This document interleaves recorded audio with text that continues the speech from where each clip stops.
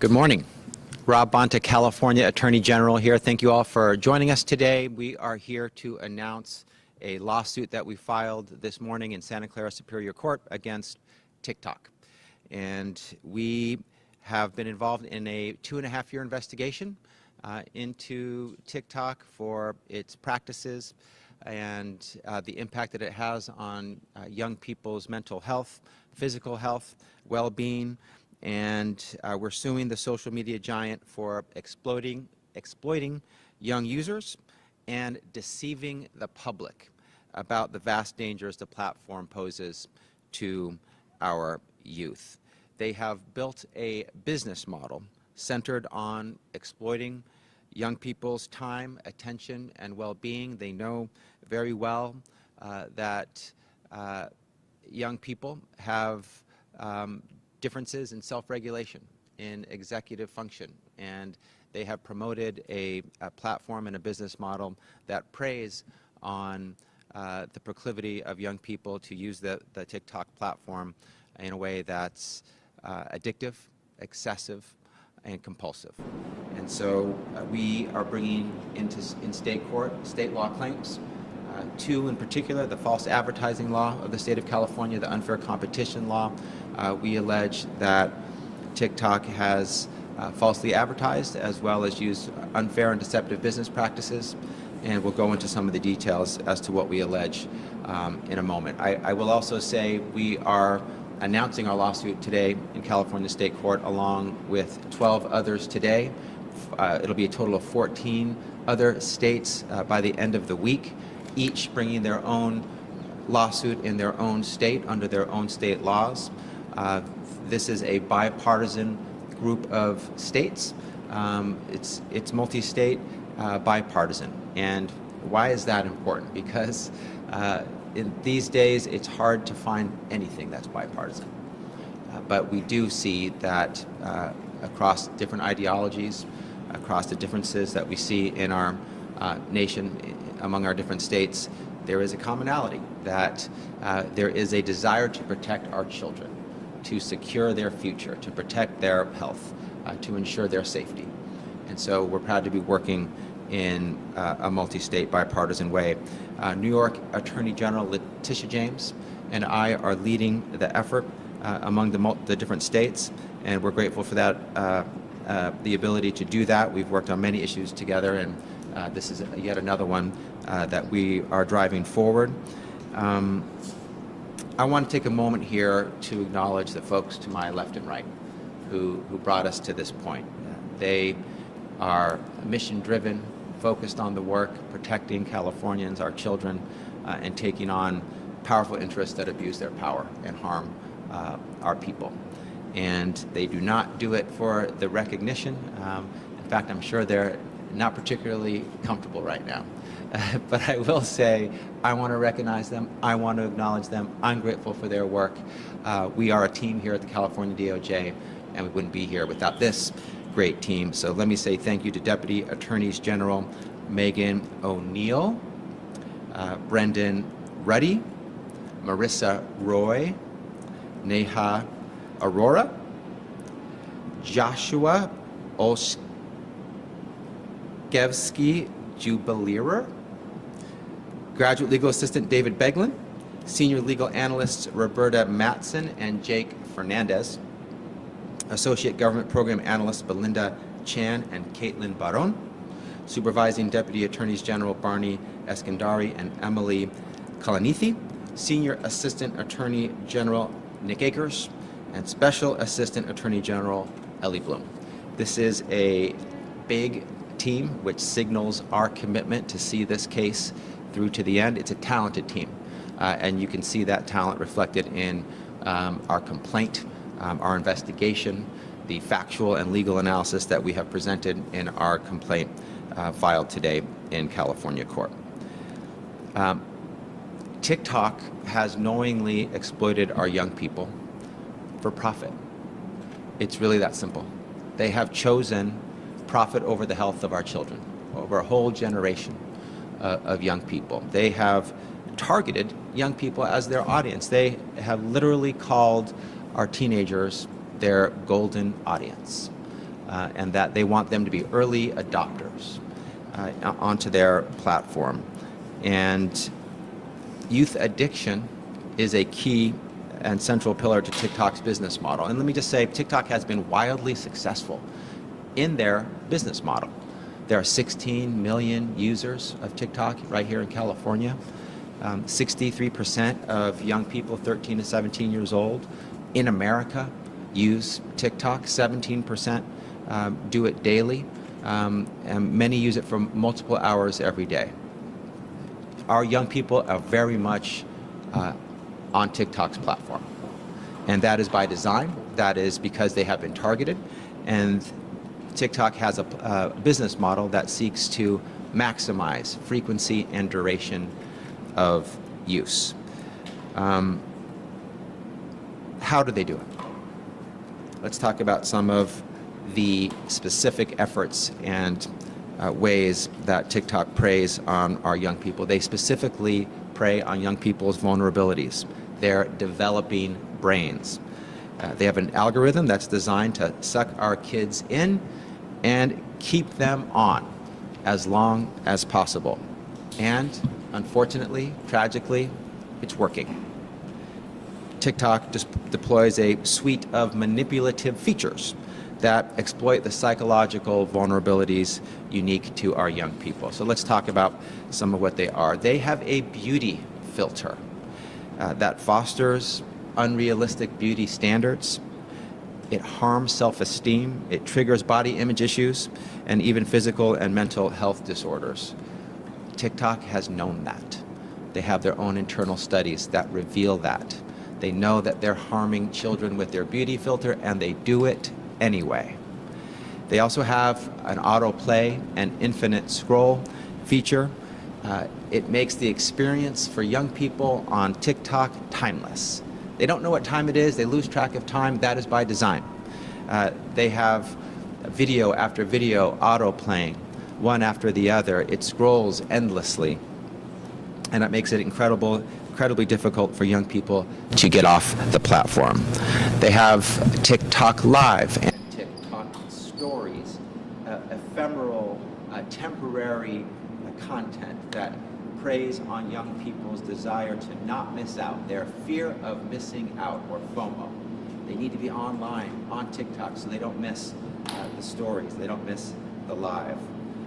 They have push notifications, so that if a young person does take a break from TikTok, if they're off the platform, they are reminded that they should come back. And they are reminded at all times of day and night, when they're in school, when they should be sleeping, when they should be at sports practice or music lessons. They are drawn back in when they dare to get off the platform. They also use likes and comments to prey on young people's deep desire to be liked, to be accepted by their peers. And so the use of these features, which are manipulative, addictive, harmful, is intentional, is by design. And TikTok has, one, known about the risks to the safety and health of our young people and not told us about it. They have also stated affirmatively that safety and well-being of our young people and their mental health is a top priority. That came from the top, their CEO in congressional testimony. And they've also put forward a set of safety features for young people, which, in my opinion, are empty gestures at best. They have been more worried about the perception that they are doing something to ensure the safety of young people than actually doing something to protect the safety of young people. The TikTok CEO, Shu Chu, testified before Congress, quote, that safety and wellness, especially for teens, is a core priority for TikTok. All the while, they have their own internal information and knowledge that TikTok's platform is harming young people, and they continue to use the features and designs that hurt young people. So let's talk about the empty gestures, the kids mode that TikTok uses basically as a public relations tool to suggest, to make people believe, to deceive the public into thinking that they're doing something affirmatively to protect the safety of young people. TikTok has what they call a 60-minute limit for teens. Now, in reality, it is not a 60-minute limit at all. Young people, teens, are given a password. It's in their possession. They have it. And after 60 minutes, they are asked to provide that password if they want to stay on TikTok. So what do? They provide the password and stay on TikTok. And then they can change the duration, after which another password that they have in their possession will be given to them. They can make it longer, over 2 hours if they wish. So this is very much an empty gesture, a suggestion that they're doing something when they're really not. That they want the eyeballs of teens on their platform. They want the engagement. They want the frequency. They want the duration. And so this 60-minute limit is really not a limit at all. TikTok also says that they have a refresh button or tool, so that when an algorithmic feed is driving young people down rabbit holes into places that they can't get out of, they can simply press refresh, get out of that algorithm, and start anew. But after a certain a certain level of engagement by the young person, that algorithm that was pre-refresh button kicks back in again. And TikTok didn't have to do that. They could have actually given you a real refresh without bringing that algorithm back, but they decided that they wanted to suggest a refresh, but really have the same algorithm kick in after a certain duration of use. So those are some examples of the empty gestures that TikTok puts forward. I will say that there are absolutely clear steps and ways that TikTok can make a difference and actually, if it wanted to, promote the mental health of young people. They could really have a 60-minute limit for teens, where teens are not given the keys to extend that time and given the password. They could really have a refresh button that doesn't bring back the pre-existing algorithm after a certain amount of use. Their sister platform, Douyin, in China, actually uses tools to protect youth. It has a real duration limit for some youth of 40 minutes. It prevents notifications at certain times of day, specifically at night. And after a certain amount of autoplay and use of infinite scroll, it creates a pause to give you a moment to stop the endless feed and think about whether you want to stay on the platform. So these are tools that are being deployed now, just not here.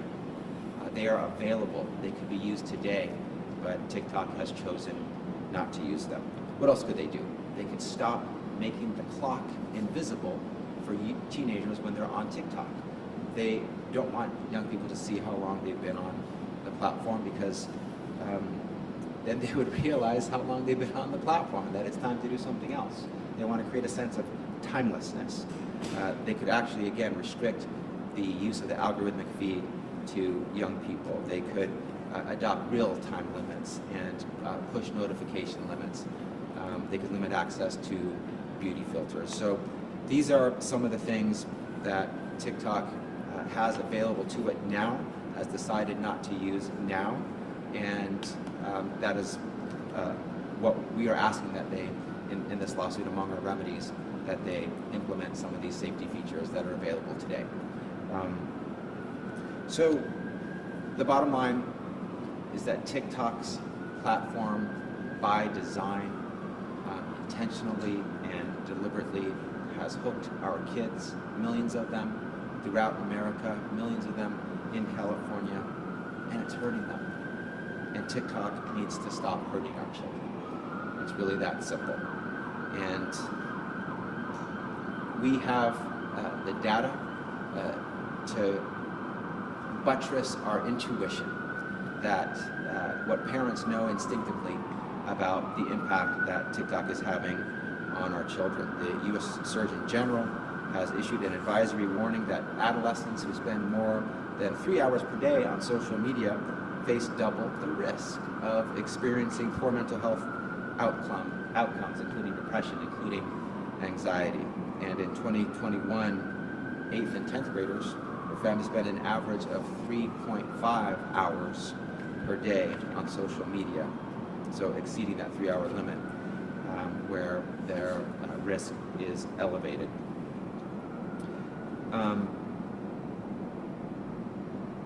Let me say this for a moment. Our young people have enough to worry about as it is. Our parents, our families have more than enough to worry about. Without a large, sophisticated corporation targeting their young people and hurting them, knowing them. And I'm a parent. I'm a dad, proudly, of 3 amazing young people.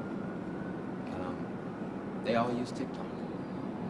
And that is not unique. That is not rare, that is common. I think there are parents throughout this state and this nation who are rightfully worried about their children's mental health, their safety, their well-being, because of the use of social media and its ubiquity, its omnipresence. And I know our parents are worried. I'm worried.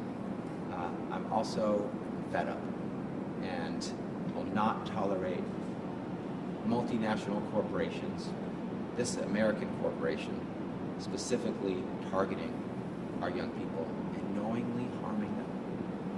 They know they do not have to use the features that they're using to hurt kids, but they do it anyway. Why? Because they are profiting enormously.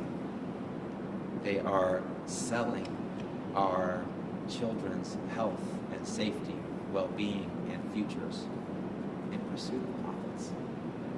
And it's wrong.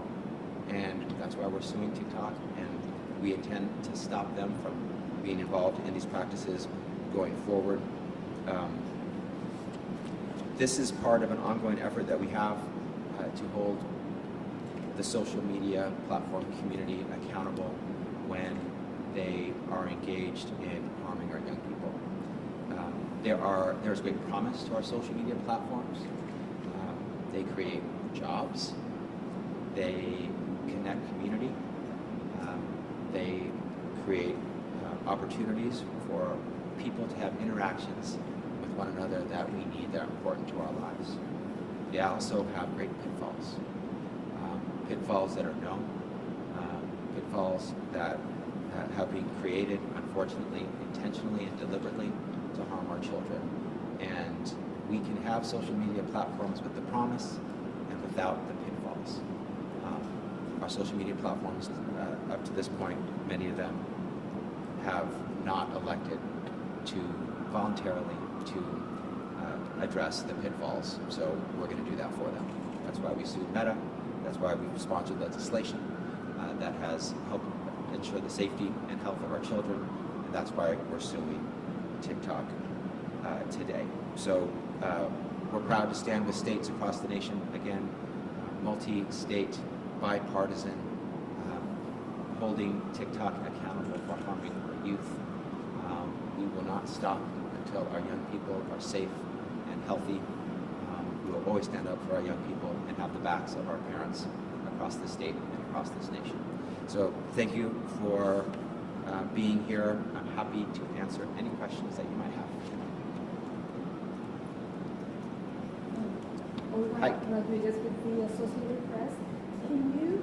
You're talking about TikTok adding some safety features. Is that what a win would look like in this case, or are there other things that we need to do? Yes.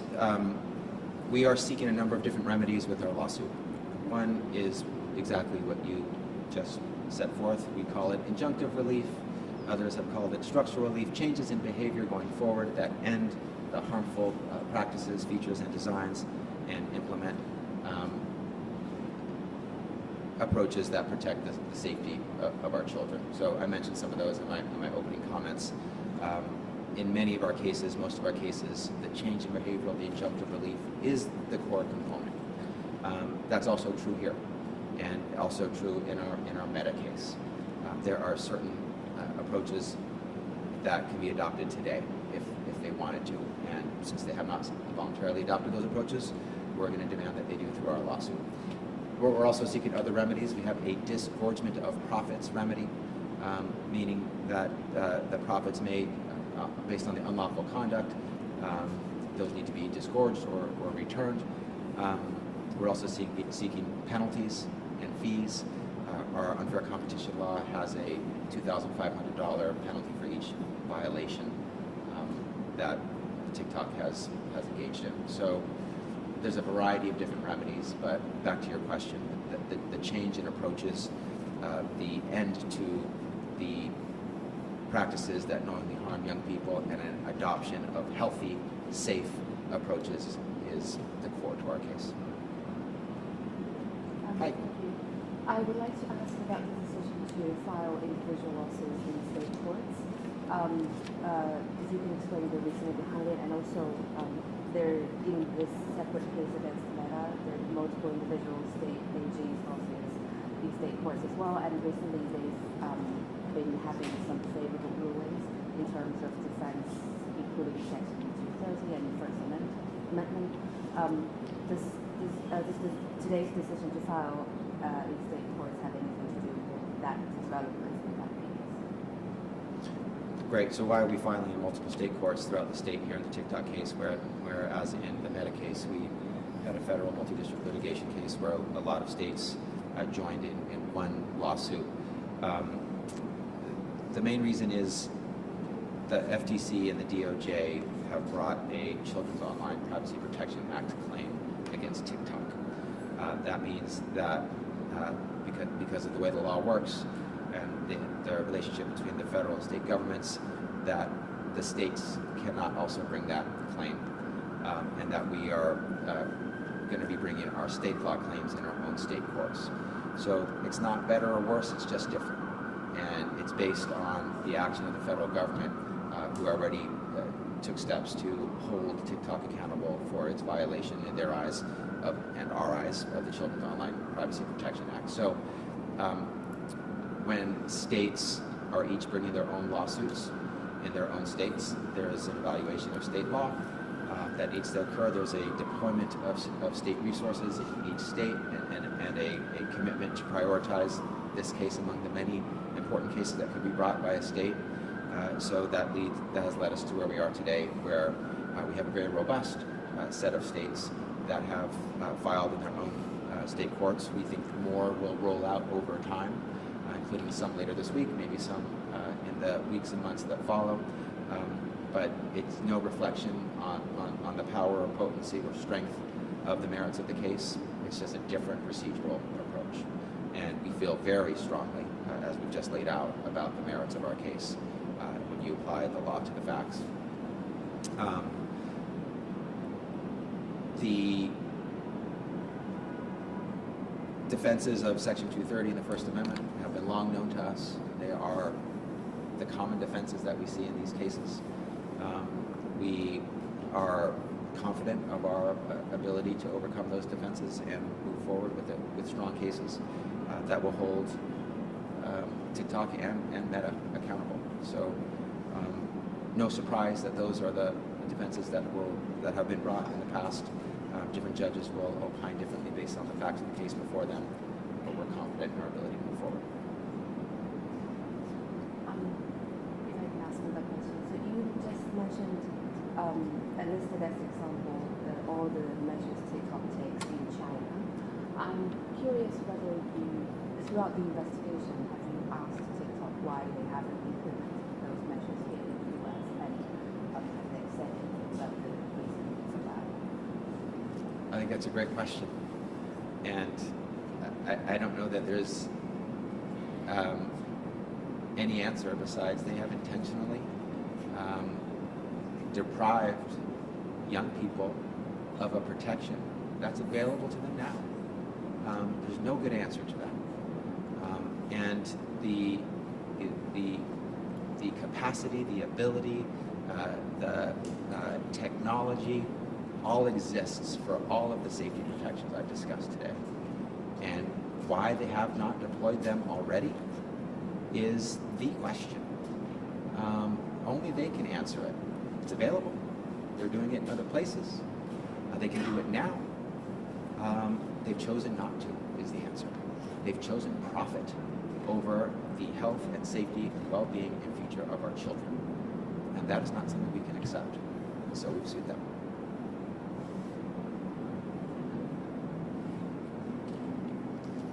Any other questions?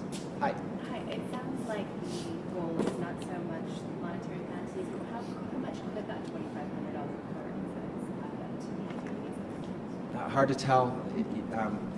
When you have a platform with so much reach, touching so many young people, again, 16 million people in California alone, much less all the other states that have sued. But the 2,500 is only for California, so and it would depend how a judge would count each violation. But certainly to the millions, multi-millions, tens of millions, a large number is my best estimate right now. But it adds up quickly. Any other questions? Yes, sir. Hi. Terry K. I'm also with the AP. I missed the top of the news conference. Do you mind just saying briefly again, what is the action you're announcing today, and what's the basic, big picture reason why you're doing this? Yep. The state of California today is announcing a lawsuit against TikTok. We're filing in state court. We're bringing claims based on our false advertising law and our unfair competition law because TikTok has intentionally and deliberately manipulated and hurt knowingly young people through its platform. It has promoted excessive and addictive and compulsive use by design of our children through its different features, from autoplay and infinite scroll to its likes to its beauty filter, knowing the psychology of young people, their differences in ability to self-regulate, their differences in executive functioning. They have called young people their golden audience. It's who they want on their platform. They want to maximize their duration and the frequency of use, knowing that it creates great harm to their mental health, potentially their physical health, their psychological well-being. They do it anyway to make profits, so we've sued them. And can you say, is there a certain state law that you're saying that TikTok is violating? There's two. One is California's false advertising law. That's number one. Number two is California's unfair competition law, or UCL. They are both based on a similar premise of deception, fraudulent actions, lying, talking about the things that they're doing to promote the safety of young people when they are knowingly harming the safety and mental health and well-being of young people. Thank you. You talked about suing Meta. What kind of impact has that had? I think all these cases have a major impact when attorneys general, not just California, the largest state in the nation, the fifth largest economy in the world, the home to Meta, when we sue, obviously it makes an impact, but we're doing it with other states. Again, over 40 states and territories in the Meta case, bipartisan. It makes a huge statement that our leaders will not accept the harm being visited on our children by these platforms. And to be clear, there's both promise and pitfalls in social media platforms. Have at it with the promise. Connect people in healthy ways, in positive ways that don't harm their mental health. But you must guard against the pitfalls. Stop lying to us about the fact that you are promoting mental health when you're not. Stop lying to us about the fact that there is you are supportive of mental health when you know that the mental health of our young people is being harmed. And stop using features that normally hurt our young people and then lying about it. So it's pretty simple. Our big corporations, they should not lie to us. They should not deceive. They should not be fraudulent. They can create healthy, positive, affirming spaces for our young people. they're not by design, intentionally and deliberately. That needs to change. They're violating the law, and we're going to hold them accountable.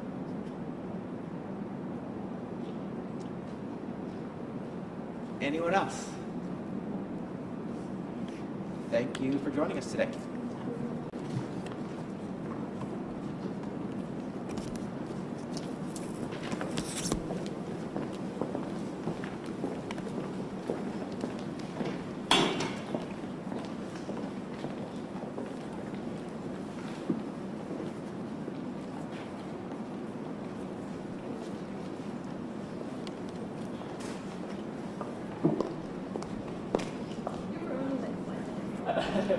How much did I get? Oh, that's it? Okay, they started. Okay. She said that we said Are you with Daisy for us? Yeah, Terry. I'm May. May? May. Are you shot for us before? That was actually my first assignment for AP. Yeah. How did you get connected? Yeah, Marcio. Yeah, we met. I used to be a student at Missouri, and he judged a contest. We went through that, and so yeah. Are you coming out from Missouri?